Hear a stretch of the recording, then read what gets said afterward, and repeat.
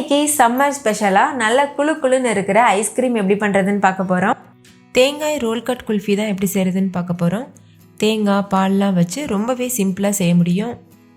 So கண்டிப்பாக try பண்ணி பாருங்கள். ஹாய் ஃப்ரெண்ட்ஸ், வணக்கம். என் பேர் Abi. Welcome to Indian recipes Tamil. வீடியோக்குள்ளே போகிறதுக்கு முன்னாடி நம்ம சேனல் இந்தியன் ரெசிபீஸ் தமிழை சப்ஸ்கிரைப் பண்ணிக்கோங்க. கூடவே இருக்க பெல் சிம்பிளையும் கிளிக் பண்ணிக்கோங்க.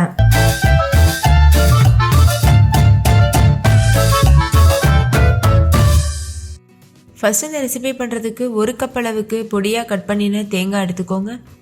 தேங்காவுடைய அந்த ப்ரௌன் பார்ட் இருக்கும்ல, அதை ரிமூவ் பண்ணிவிட்டு கட் பண்ணிக்கோங்க. அப்போ தான் ஐஸ்கிரீம் நல்லா ஒயிட் கலரில் இருக்கும். இப்போ இந்த தேங்காவை மிக்ஸி ஜாருக்கு மாற்றிட்டு எந்தளவு முடியுமோ அந்தளவுக்கு ஃபைன் பேஸ்ட்டாக அரைச்சி எடுத்துக்கோங்க. தண்ணி எதுவும் சேர்க்கக்கூடாது.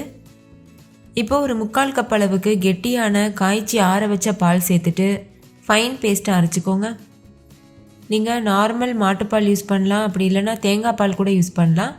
இப்போ இது ஒரு ஓரமாக இருக்கட்டும். ஒரு சின்ன பவுல் எடுத்துக்கோங்க. அதில் 1 டேபிள் ஸ்பூன் அளவுக்கு கார்ன்ஃப்ளவர் மாவு சேர்த்துக்கோங்க. கூடவே 3/4 கப் அளவுக்கு கெட்டியான காய்ச்சி ஆற வச்ச பால் சேர்த்துட்டு மிக்ஸ் பண்ணிக்கோங்க. நான் யூஸ் பண்ணியிருக்க கப்போட அளவு 250 ml அளவு இருக்கும். கொஞ்சம் கூட கட்டிகள் இல்லாமல் நல்லா கலந்துட்டு இதை அப்படியே ஒரு ஓரமாக வச்சுருங்க. இப்போ ஒரு கடாயில் 1 கப் அளவு பால் சேர்த்துக்கோங்க. இது காய்ச்சாத பால் தான். நீங்கள் காய்ச்சின பால் கூட யூஸ் பண்ணிக்கலாம். ஹை ஃப்ளேமில் வச்சு பால் நல்லா பொங்கி வர சமயத்தில் இது கூட 1/2 கப் அளவு சர்க்கரை சேர்த்துக்கோங்க. நல்லா இது போல் கலந்துக்கோங்க. சர்க்கரை முழுமையாக கரைஞ்சி வரணும். அடுத்து இது கூட நம்ம ஏற்கனவே கரைச்சி வச்சுருக்கோம்ல கார்ன்ஃப்ளவர் பால் கலவை, அதையும் சேர்த்துருங்க. சேர்த்துட்டு இதையும் நல்லா மிக்ஸ் பண்ணிடுங்க.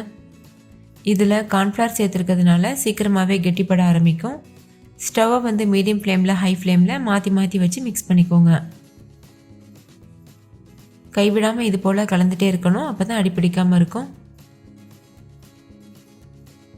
இப்போ பாருங்கள், நல்ல ஒரு க்ரீமியான கன்சிஸ்டன்சிக்கு வந்திருக்கு. இந்த ஸ்டேஜில் ஸ்டவ் ஆஃப் பண்ணிவிட்டு இது முழுமையாக ஆற வச்சுருங்க. இது ஆறும்போது இன்னுமே நல்லா திக்காகும். அதனால் இந்த கன்சிஸ்டன்சி இருக்கும்போதே ஸ்டவ் ஆஃப் பண்ணிடுங்க.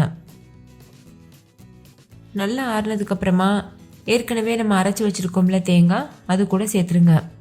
நான் ஏற்கனவே சொன்னது போல் ஆறுனதுக்கப்புறம் நல்லா கெட்டியாக இருக்குது பாருங்கள். சேர்த்துட்டு எந்தளவு முடியுமோ அந்தளவுக்கு ஃபைன் பேஸ்ட்டாக அரைச்சி எடுத்துக்கோங்க. இப்போ பாருங்கள், அரைச்சிட்டு வந்தாச்சு.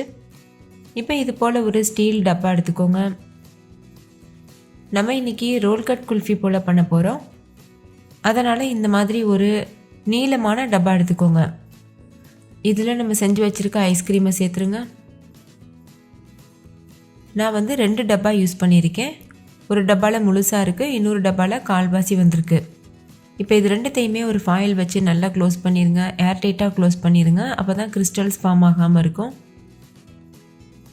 இப்போ இதை ஃப்ரீசரில் வச்சுட்டு ஒரு 8 மணி நேரத்துக்கு அப்படியே விட்டுருங்க. அதுக்கப்புறமா நம்ம சர்வ் பண்ணலாம்.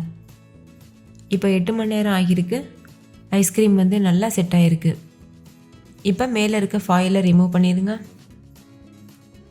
இப்போ இந்த ஐஸ்கிரீமை ஒரு பாத்திரத்தில் தண்ணி வச்சுட்டு அது உள்ளே வந்து டிப் பண்ணி எடுத்துக்கோங்க. பாருங்கள்,